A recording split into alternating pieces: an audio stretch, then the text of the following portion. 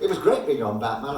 Apart from being great to be on Batman, one of the things that was great about it was that in Batman we were Chad and Jeremy. Because in Dick Van Dyke we'd been Fred and Ernie, the redcoats. And on the Patty Duke show we were Nigel and Patrick. That you really want, so it's hard for me to break the heart. Yes, the truth often hurts a heart. Yes, the truth often hurts a heart. That's the wildest. Thank you, love. Hi, I'm Patty Lane. Who are you? I'm Nigel. I'm Patrick. Nigel and Patrick. You must be British. How can't you tell? After all, being subjects of Her Majesty the Queen, Blessed with a talent for entertaining, and in bad need of a haircut. naturally we came to America to seek our fortune. How come I've never heard of you? Who has? We're nobody so far. But you've got so much talent. Yes. And rhythm. Yes. And what's more, you're kind of cute. Yes.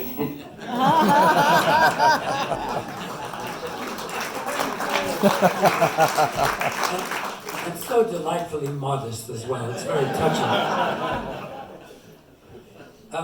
Now, just because we didn't get on those cool kind of sitcom-y shows doesn't mean that we weren't occasionally laughed at when we appeared on television. And I'll tell you why.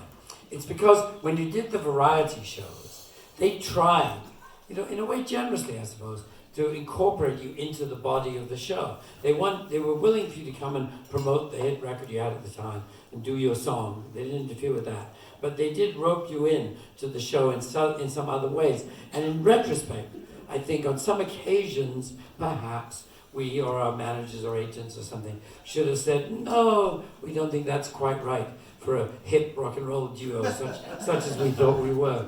And I think you may perhaps agree when, slightly cringing as I do so, I do show you this little clip of what they had us do when we were part of the Red Skelton Show.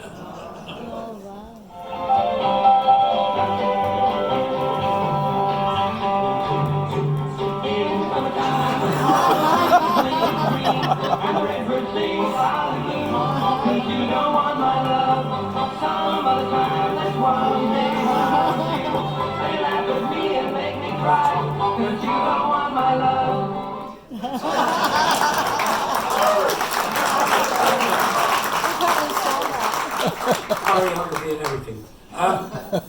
But anyway, so I did actually have some more serious things on my mind as well as dressing up like something out of a hee-haw. But so back in England, a couple of friends of mine and I had an idea. My two friends were Barry Miles, who's in the middle, and John Dunbar, who's on the right. And the whole thing was that we wanted to be part of this whole new counterculture movement that was happening. And we kept reading about it happening in America, but it was also happening in the UK. It's things like the Beat movement of Jack Kerouac and Allen Ginsberg and Lawrence Ferlinghetti and all that stuff, and the hippie movement that followed it and so on. And we wanted to be part of the British equivalent of that. So we decided to open a bookshop and an art gallery, both given that sort of ethos of the whole new revolutionary counterculture movement. And with that in mind, we named the thing Indica. That was the name for our overall venture. We took the name from the plant, cannabis indica. And maybe some of you are interested in botany and could possibly be aware of that plant and its unique and rather pleasing properties. But you get the vibe from the kind of artwork that we used. We opened the bookshop first. It was at 102 Southampton Row in the middle of London. And I would work there behind the counter whenever I wasn't on the road in America. That's me and Miles, who ran the whole shop. He managed it day to day. And my sister Jane would come in and help whenever she was around. And actually, at the time, her boyfriend was Paul McCartney, and he would come in and help too, and he was one of our best customers. And when I say help, among other things, I remember him helping us put those shelves up directly behind the counter. Kind of a useful chap to have around, who could write you a hit song or help you put a shelf up with equal alacrity and skill.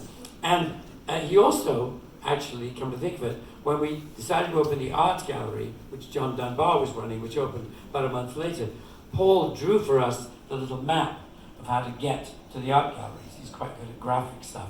So that's a piece of foreground, the artwork. Anyway, the gallery obviously was looking out for cool new artists who fell within our kind of view of what should be the avant-garde and what was interesting and challenging and so on. And John Dunbar, who was in charge of that, found this Japanese-American artist by the name of Yoko Ono. Oh, yeah. And who he thought was interesting and sort of wacky enough, you know, and interesting enough, funny enough to be part of our gallery. So he got to meet with Yoko. She'd never done an exhibition in London. She'd like to. She agreed to do it at our gallery. They worked everything out. Deals were done, dates were set, and so on. And we made plans for the exhibition. We took an ad in the International Times, which was the underground newspaper of the day, planning to open and so on. And we set up an opening night, like we usually do. But what happens is the gallery closes for like a week, you know, and meanwhile the artist comes over, which she did, and oversaw where the artwork goes, how it's lit, you know, what kind of stands it's all put on and stuff. And the whole thing was set up ready for an opening night. We also invited friends and family over the day before the official opening, if they wanted to see it. And we had a little list of all of our close friends. We invited all of them. On that list were the Beatles at this point, because I became friendly with them all. I was working at Apple and so on. And John and Miles had met them as well. So we invited all 4 Beatles, and one of them came. Yoko was having an art show in London at a gallery called Indica Gallery, and I heard this was going to be happening, so I went down the night before the opening. Also, the first thing that was in the gallery, as you went in, there was a white step ladder and a painting on the ceiling and a spyglass hanging down. I walked up this ladder and I picked up a spyglass, the embarrassing mess, and I continued to the right and just said yes. But if it said no, or, you know, something nasty, like, you know, rip off or whatever, I would have left the gallery, but because it was positive, it said yes.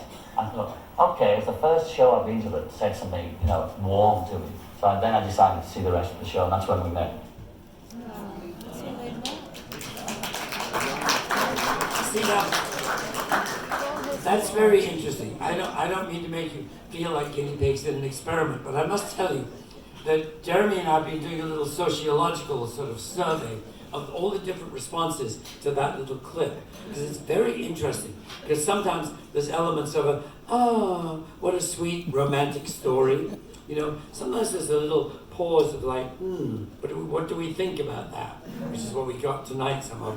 But also sometimes there's a bit of underneath, you know. In fact, the most extreme reaction happened on a tour we did before this. I was doing some dates on my own, and there was one that Jeff and I remember distinctly, where as soon as the clip was over, somebody in the back of the audience jumped to their feet and said, "It was you! You broke up the Beatles!"